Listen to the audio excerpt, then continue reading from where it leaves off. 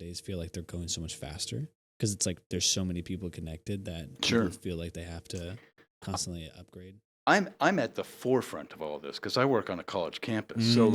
like every year I see what the latest thing is, and I'm telling you, it's just like, where is Waldo? Because everyone looks the same, Wow. except for maybe the one kid who's just like, I'm.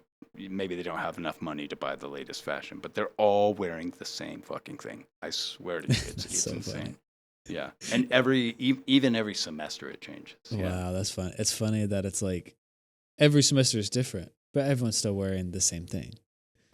And that's because we're all so just wholly integrated with each other, And Yeah, of course, for sure. social media is, I won't say to blame for that, but it's certainly responsible for that connection. Yeah. Yeah, I was just gonna ask, what do you think the like being connected constantly, what do you think the, you know, like you were just kind of saying with trends and the fashion world, that's one thing, but I guess being connected, like social media and just having our phones on us Hmm. constantly, like almost everyone on Earth is connected to everyone else in some way.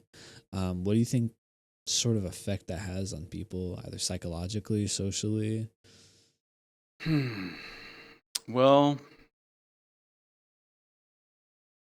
I don't have it, so I really don't know what's going on in that world. But from all the research that I've concluded is that it it can be responsible for something of a hive mind mentality.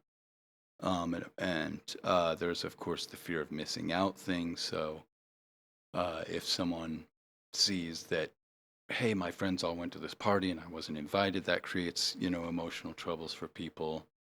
Um, basically, your knowledge base about what's going on is increased, and we think, wow, I just know everything that's going on.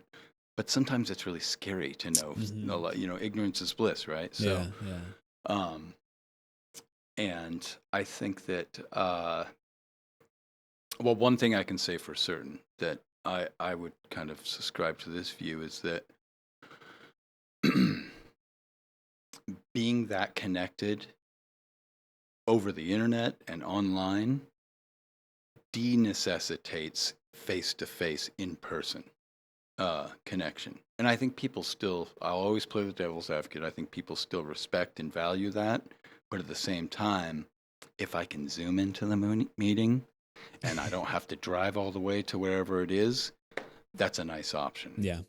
But I will say, every time I have a meeting for work or a department meeting or something and it's in person, there's something warmer about it. There's something more connective, like genuinely connective about it. So,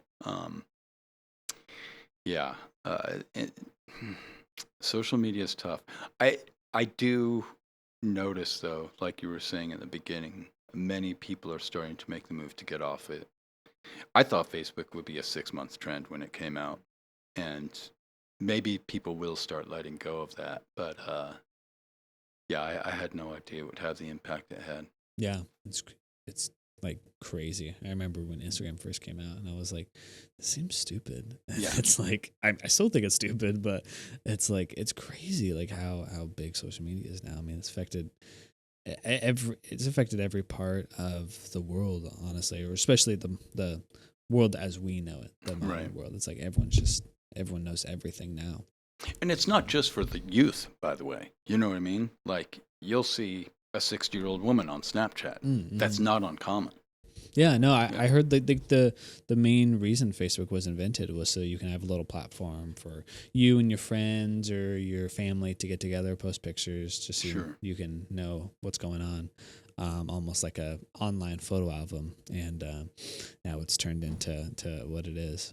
And that is the knee-jerk reaction, People ask me, like, oh, are you on social media? And I say, no, it's not for me, And that's about all I have to say before the next comment is almost always, well, I just have it to stay in touch with old friends.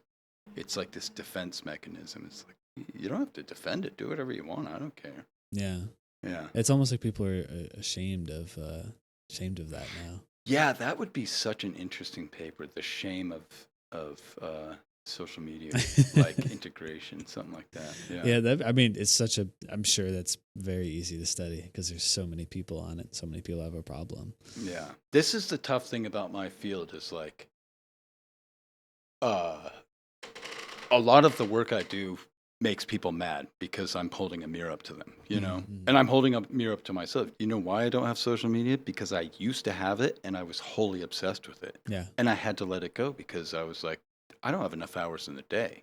You know what I mean? And it took a little adjustment and everything, but the point is like no one is immune to this. I don't care who you are. You could be Jeremiah Johnson running through the woods and hunting bears or something. You give that guy a smartphone, he's going to stop hunting bears.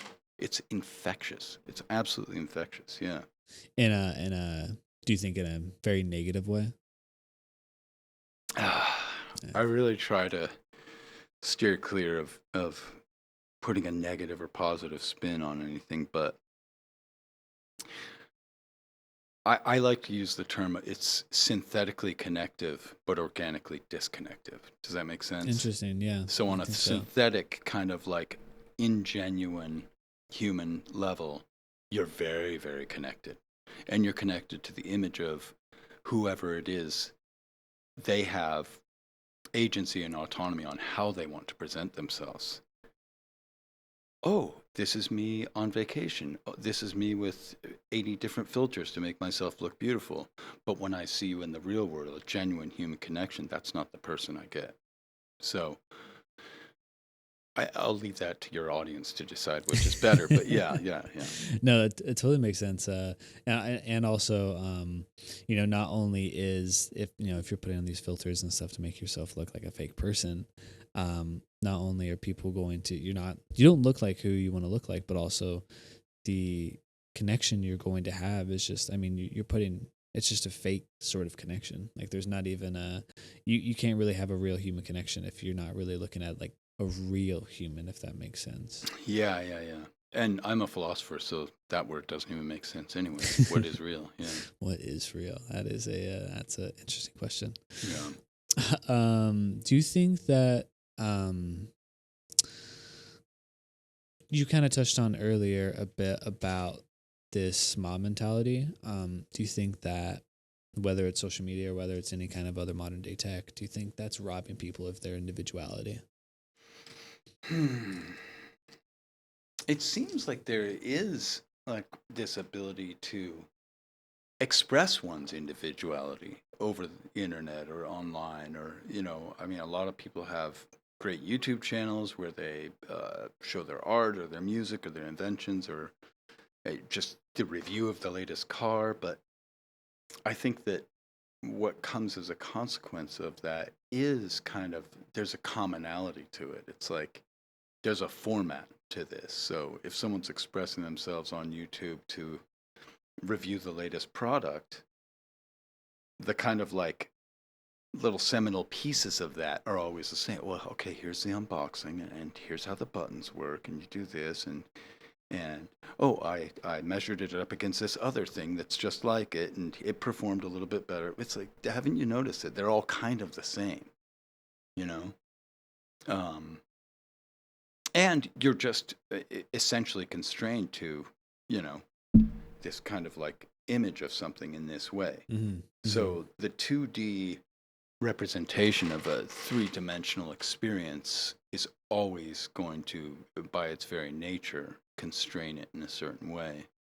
Whereas if you took a gardening class, for instance, and you were in the garden digging in the dirt and someone was explaining to you, here's the latest trowel and this is the way this one works. This one's kind of good, but this one's better. Here, hold it, try it.